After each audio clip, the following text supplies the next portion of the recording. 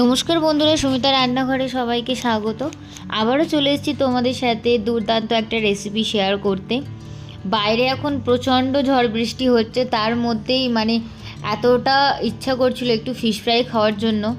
আর বাড়িতে তো ভেটকি মাছ এখন ছিল না, তাই বলে কি ফিশ ফ্রাই খাওয়াটা কি বন্ধ থাকবে? একদমই না। দেখো, আমার বাড়িতে পাঙ্গাস মাছ ছিল, পাঙ্গাস মাছ দিয়ে আমি আজকে ফিশ ফ্রাইটা বানিয়ে নিয়েছিলাম। খেতে কিন্তু দারুণ হয়েছিল। যারা তোমরা পাঙ্গাস মাছ খেতে একদমই পছন্দ করো না, তোমরা কিন্তু অবশ্যই ট্রাই করে দেখতে পারো, খেতে অসাধারণ হয়। আর আমি বেশি বানাইনি, আমরা দুজন, তাই দুজনের জন্য 2 পিস বানিয়েছিলাম ফিশ ফ্রাইটা। দেখো, পাঙ্গাস মাছটা পরিষ্কার করে ধুয়ে নিয়েছি, আর পাঙ্গাস মাছের ছালটা আমি বাদ দিয়ে দিয়েছি।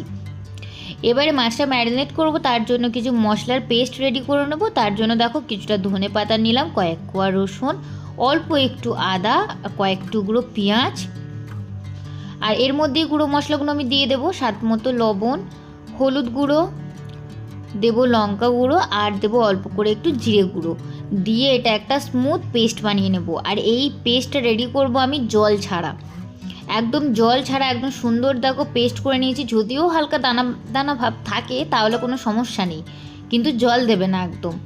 এবার আমি মাছের উপর একটু পাতিলেবুর রস দিয়ে ভালো করে মাছটাকে একটু মাখিয়ে নিচ্ছি।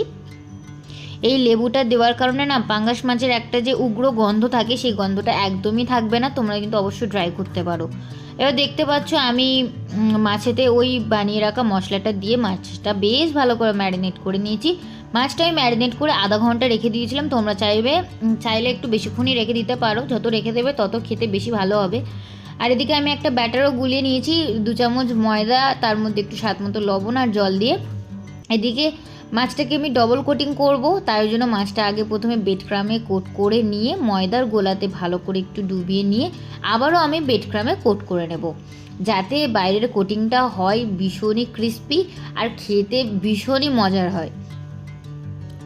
তোমরা যদি সিঙ্গেল কোটিং করতে চাও তাহলে করে নিতে পারো, কোনো সমস্যা নেই, খেতে কিন্তু অসাধারণ হবে। আর দেখতে পাচ্ছ আজকের আমাদের ফিশ ফ্রাই সাইজগুলো কত বড় বড়। আমি একদম হাত দিয়ে সুন্দর করে 4 কোণা শেপ দিয়ে নিয়েছি। এবার তোমরা চাইলে মাছগুলো যদি অন্য রকমভাবে কেটে যদি অন্যভাবে শেপ দিতে চাও তাহলেও দিতে পারো, কোনো সমস্যা নেই। দেখো, আমার 2টো ফিশ ফ্রাই এখানে আমার পুরো রেডি হয়ে গেছে। এবার আমি ফিশ ফ্রাইটা ভাজার জন্য একটা ফ্রাই প্যান নিলাম। ফ্রাই প্যানের উপর আমি সাদা তেল দিয়ে তেলটা বেশ ভালো করে গরম করে নেব।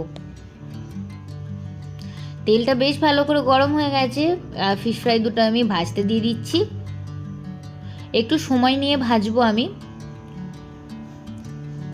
তাহলে একটু সময় নিয়ে ভাজলে ভিতরের মাছগুলো একদম সুসিদ্ধ হবে, আর মাছটা খেতেও কিন্তু দুর্দান্ত লাগবে।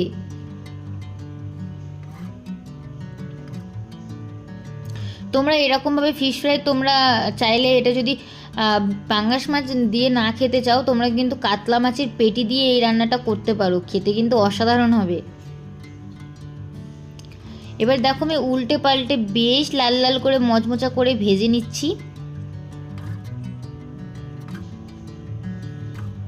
আর এই কাজটা একটু ধৈর্য ধরে করবে, একেবারে ফুল হিটে দিয়ে করবে না, তাহলে উপরটা তাড়াতাড়ি লাল হয়ে যাবে আর মাছটা ভিতরে কাঁচা থাকবে। একটু সময় নিয়ে কাজটা করবে, তাহলে দেখবে মাছটা বেশ ভালোভাবে সুসিদ্ধ হবে আর উপরটা বেশ ক্রিস্পি হবে কিন্তু খেতে। তোমরা দেখেই বুঝতে পারছো আমার ফিশ ফ্রাইগুলো কতটা লোভনীয় হয়েছে না দেখতে, খেতেও ততটাই টেস্টি ছিল। এবার মাছগুলো আমি প্লেটে সার্ভ করে নেব। এর সাথে আর কিছুই লাগবে না, একটু সস হলেই জাস্ট জমে যাবে। আর এখন যে বাইরের ওয়েদার পড়েছে, সারাক্ষণই বৃষ্টি হয়ে যাচ্ছে, বিশ্বাস করো এই বৃষ্টির মধ্যে কিছুই খেতে ভালো লাগবে না। একটু ভাজাভুজি হলে একটু বেশ ভালো লাগে খেতে। তার জন্য ঝটপট করে এই বৃষ্টির দিনে বানিয়ে ফেলো এইভাবে পাঙ্গাস মাছের ফিশ ফ্রাই রেসিপি, খেতে না অসাধারণ লাগবে। আর আমার এই ভিডিওটি যদি ভালো লাগে তাহলে like, comment, share and subscribe করতে ভুলো না। আবারও দেখা হবে নতুন কোনো ভিডিওর সাথে, ততক্ষণ সবাই সুস্থ থাকবেন, ভালো থাকবেন, ধন্যবাদ।